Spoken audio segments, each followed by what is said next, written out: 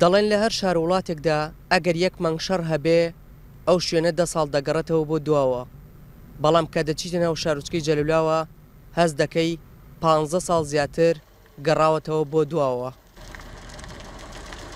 هەرچەندە لە دوای ڕووخانی ڕژێمی سەدام حوسێن ئەم ناوچەیە هەمیشە ناوچەیەکی نائارام بووە، بەڵام تابلۆکەی هەرگیز وەکو ئێستا نەبووە.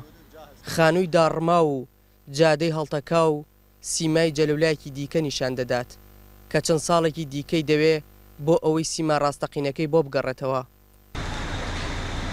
دوای زیاتر لە ساڵێک دەرپەڕاندنی چەکدارانی داعش لەم ناوچەیە 2 ڕۆژ لەمەوبەر قۆناغی یەکەمی گەڕاندنەوەی دانیشتوانەکەی دەستی پێکرد کە زیاتر لە 155 ماڵ بوون. هەرچەندە هێشتا دیار نییە قۆناغی دووەم دەکەوێتە کێوە، بەڵام ئەمە سەرەتایەک دەبێ بۆ گەڕاندنەوەی ئاوەدانی بۆ شارۆچکەی جەلولا. بجهود بيشمركة والقوات الأسايش والقوات الأمنية الموجودة بالمنطقة ببوني هێزەکانی پێشمەرگە و ئاسایش و هێزەمنیەکان ئەوانەی کە ئامادەن لە ناوچەکە لە ئێستادا زیاتر لە 150 ماڵ گەڕانەوە بۆ جەلولا بۆ گەڕێکی ئازادی. ئێمە لەخوا بەزیاد بێت، ئێستا دڵمان زۆر خۆشە، زۆر ئاسوودەین. نعيد الحياة لهاي المدينة الحبيبة. بەرپرسانی ئیداری جەلولا دەڵێن ئامادەکاری کراوە بۆ ئەوەی چەند گەڕێکێک چاک بکەنەوە تا هێدی دانیشتوانی دەربەدەربووی شارۆچکەکەی بۆ بگەڕێننەوە، هەرچەندە خزمەتگوزارە سەرەتایەکانیشی کەم بێ. بەگەیشتنەوەی ئەو ماڵانەی 2 ڕۆژ لەمە بەرگەڕانەوە وردە بازار و شوێنە گشتیەکان جوڵێکی کەمی تێکەوتووە. ئەوان سەرقاڵی چاکردنەوەی دیواری ڕووخا و خانووی زیان بەرکەوتوی خۆیانن. دوورتر لەوان پێشمەرگە و ئاسایش خەریکی پاسەوانی ناوچەکەن و دەواازەکانیان کۆنتترۆل کردووە.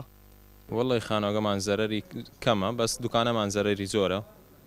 وەڵە نیازمانیش هەیە ئەوە گشتی چاک بکەین تۆزە ئەنجا بگەڕێنەوە بۆ ماڵخۆمان. داواکاریمان ئەوەسە کارەبامان گەرەک، ئەومان گەرەک، مستەشفەمان گەرەک، خەدەماتمان گەرەک، گشتمان گەرەک، تۆزەشە گشتی ئەوێت. تا ئێستا بێجگە لە بەڕێبەرایەتی ناحیە و ئاسایش و پێشمەرگە هیچ فەرمانگەیەکی حکومی داوامی ڕۆژانەی تێدا ناکرێ، بەڵام ڕەنگە لە ئەمڕۆ بەدواوە ئەوانیش بکەونە سەر کاروباری ئاسایی خۆیان. لە دوای ئاوایی سید جابر و سید ئەحمەد دەستمان بە ناوجۆلا کرد. ژمارە ئەو ماڵانێک کە گەڕانەوە لە ئاوایی سید جابر و سید ئەحمەد 132 ماڵ بوون. ئێمە دەستمان بە ناو شار کرد، ناو شاریش بە گەڕێکی ئازادی دەستمان پێ کرد.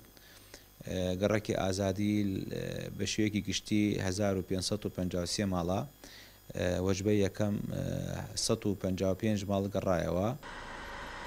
هەرچەندە خزمەتگوزارە سەرەتایەکان وەکو ئاو و کارەبا و پێداویستەکانی دیکە بۆ هاوڵاتیان دابین نەکراوە، کەچی وەکو قۆناغ یەکەم ژمارەك لە خێزانە ئاوارەکان گەڕانەوە سەر ماڵ و حاڵی خۆیان. واش بڕیارە لە ناو ئەم هەفتەیە وەجبەیەکی دیکەی هاوڵاتیان بگەڕێنەوە شارۆچکەی جەلەولا. دیار جەمال لێنارتی، شارۆچکەی جەلەولا.